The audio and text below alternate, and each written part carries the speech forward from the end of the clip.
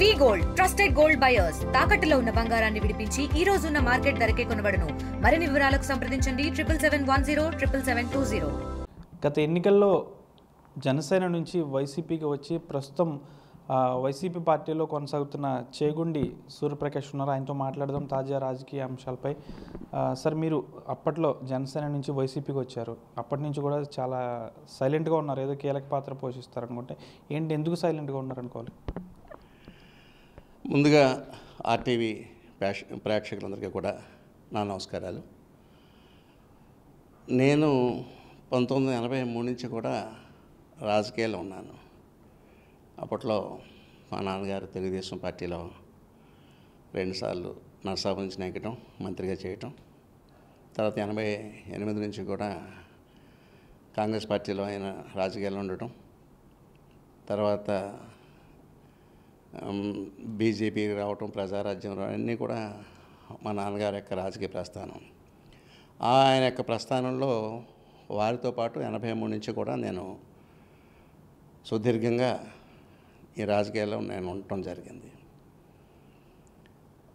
ఒక ప్రజారాజ్యం పార్టీలో వారు ప్రవేశం చేసినప్పుడు తప్ప మిగతా సమయం అంతా కూడా నేను వారితోటే రాజకీయ ప్రయాణం సాగించడం జరిగింది.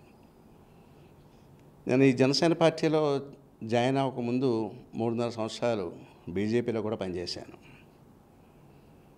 అటువంటి సుదీర్ఘమైన రాజకీయ అనుభవం ఉన్నటువంటి నాకు మీరు ఈరోజు ఈ ప్రశ్న వేశారు, అంటే ఇన్యాక్టివ్గా ఉన్నారా? అదేమీ లేదు. నేను వైఎస్ జగన్మోహన్ రెడ్డి గారి యొక్క నాయకత్వంలో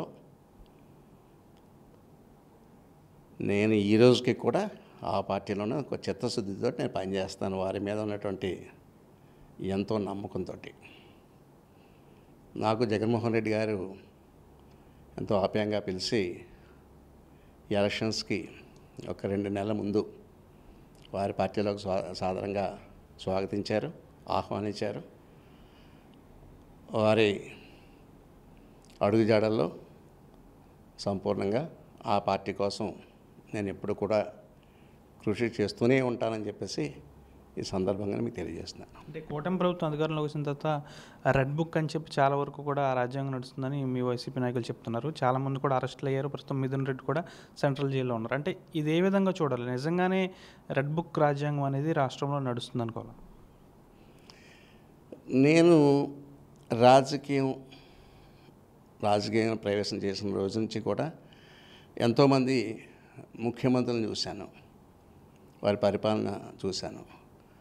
ఫస్ట్ నేను నా తెలిసినప్పుడు ముందుగా ఎన్టీ రామారావు పరిపాలన, చక్కటి పరిపాలన చూశాను. తర్వాత వైఎస్ రాజశేఖర రెడ్డి గారి యొక్క చక్కటి పరిపాలన చూశాను. అలాగే జలగం వెంగళరావు గారు, చెన్నారెడ్డి గారి యొక్క వాళ్ళ యొక్క సమర్థవంతమైనటువంటి పరిపాలన గురించి కూడా విన్నాను మా నాన్నగారి ద్వారా. అలా ఎన్నో ప్రభుత్వాలు ఇప్పటికీ మన రాష్ట్రంలో, అంటే ఉమ్మడి రాష్ట్రంలో నుంచి ఈరోజు మనం విడిపోయినటువంటి ఆంధ్రప్రదేశ్ రాష్ట్రంలో కానివ్వండి, ఎన్నో ప్రభుత్వాలు, ఎంతోమంది ముఖ్యమంత్రులు మారుతూ వచ్చారు. వారి యొక్క ముద్ర, వారి పరిపాలన సమయంలో వారి ముద్ర కనిపించేలాగా రాజకీయం చేశారు. చక్కటి పరిపాలన చేశారు. మంచి మంచి పేర్లు తెచ్చుకున్నారు. కానీ కొన్నాళ్ళుగా గతంలో ఎన్టీ రామారావు కానీ రాజశేఖర రెడ్డి గారు కానీ చేసినప్పుడు ఉన్నటువంటి ఆ రోజులకి ఈ రోజులకి కొంచెం పోల్చుకుంటే రాజకీయాలు కొంచెం పక్కదారి పట్టినేమో అనేటువంటి భావన చాలామంది ప్రజల్లో ఉంది. రాష్ట్రంలో మెజారిటీ స్థానాలు ఇచ్చి రాష్ట్ర ప్రజలు ఏ ప్రభుత్వాన్నైనా ఎన్నుకుంటే ఆ ప్రభుత్వాలు ఆయా ప్రజలు ఏ నమ్మికతోటైతే ఓట్లేసి గెలిపించారో, అధికారాన్ని కట్టబెట్టారో, ఆ ఆలోచనతోటే, ఒక మంచి ఆలోచనతోటే వారికి ఇచ్చినటువంటి 5 సంవత్సరాల పరిపాలనని పూర్తి చేసినట్లయితే మళ్ళీ తిరిగి ఎన్నికయ్యే అవకాశం ఎవరికైనా ఉంటుంది. కానీ ప్రజలు ఏ ఉద్దేశంతో అయితే అధికారాన్ని ఇచ్చారో దాన్ని తప్పి ప్రజల ఆలోచన విధానాల నుంచి దారి మళ్ళీ మన ఆలోచనల దారి మళ్ళీ ప్రభుత్వ అధినేతల దారి మళ్ళీ వ్యక్తిగత కక్షలు కార్పణ్యాలు మీద దృష్టి సారించినట్లయితే ఏ ప్రభుత్వాలకైనా సరే అది భంగపాటు తప్పదు అని చెప్పేసి నేను అభిప్రాయపడుతున్నాను. జనసేన నుంచి నేను అనవసరంగా బయటకు వచ్చాను, ఆ పార్టీలోనే ఉంటే ఇప్పుడు ఇంకా బాగుండేది, కీలకమైన పదవి నాకు పవన్ కళ్యాణ్ చెప్పేవారేమో అని ఏమన్నా మదన పడిన సందర్భం ఏమైనా ఉందా ఇన్ని రోజుల్లో? అసలు అటువంటి ఆలోచన ఈ రోజుకి కూడా ఒక కల్లో కూడా ఈరోజు రాలా. ఎందుకంటే అండి, నేను 6.5 సంవత్సరాలు సుదీర్ఘంగా జనసేన పార్టీలో ప్రయాణం చేశాను. అలాగే అంతకుముందు 3.5 సంవత్సరాలు భారతీయ జనతా పార్టీలో పనిచేశాను. 26 సంవత్సరాలు నా రాజకీయ జీవితంలో అత్యంత ఎక్కువ కాలం కాంగ్రెస్ పార్టీలో పనిచేశాను. అన్ని పార్టీల్లోనూ కూడా నా వంతుగా ఎప్పుడు కూడా ఏ స్వార్థం ఆశించకుండా పనిచేయడం తప్పితే పదవుల కోసం ఆశించడం కానీ, నేను చేసిన పనికి ఫలితాన్ని ఆశించడం కానీ ఏ రోజు నేను ఏ పార్టీలో కూడా ఉండగా జరగలేదు.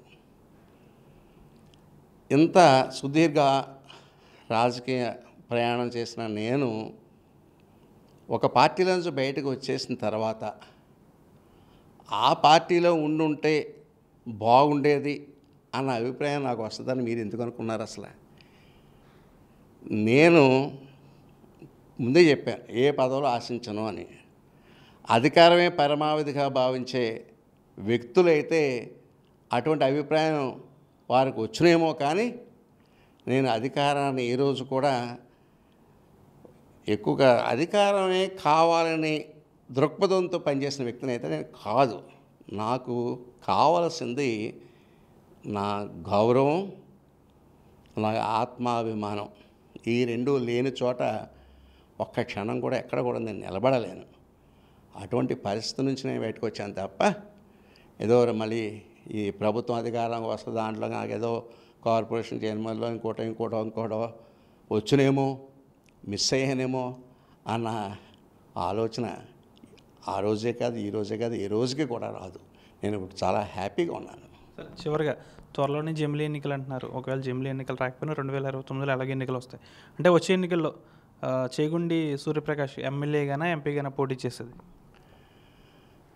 నేను ముందే చెప్పాను మీకు, నేను ఏది పదవులు ఆశించే వ్యక్తిని కాదు అని. ఏదైనా సరే భవిష్యత్తే నిర్ణయిస్తుంది. భవిష్యత్తు ప్రజలు నిర్ణయం తీసుకునే ఏ నిర్ణయానికైనా నేను కట్టుబడి ఉంటాను.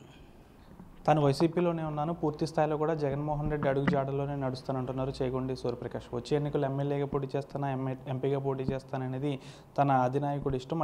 అంతేకాకుండా ఆత్మాభిమానం, గౌరవం ఉన్న చోటే తాను కొనసాగుతానంటూ కూడా చేగుండి సూర్యప్రకాష్ స్పష్టం చేస్తున్నారు. వీడి జనశేఖర్ మనోజ్ RTV, పశ్చిమ గోదావరి జిల్లా నుంచి. తెలుగులో న్యూస్ కి ఫాస్టెస్ట్ యాప్ ఇప్పుడు టోటలీ న్యూ అవతార్లో. జస్ట్ 5 seconds లో కంప్లీట్ న్యూస్. సోషల్ మీడియాలో ట్రెండ్స్ కి one stop solution. Live TV app voice search option తో ఇప్పుడే డౌన్లోడ్ చేయండి లేదా అప్డేట్ అయిపోండి. యాప్ లింక్ డిస్క్రిప్షన్ లో ఉంది.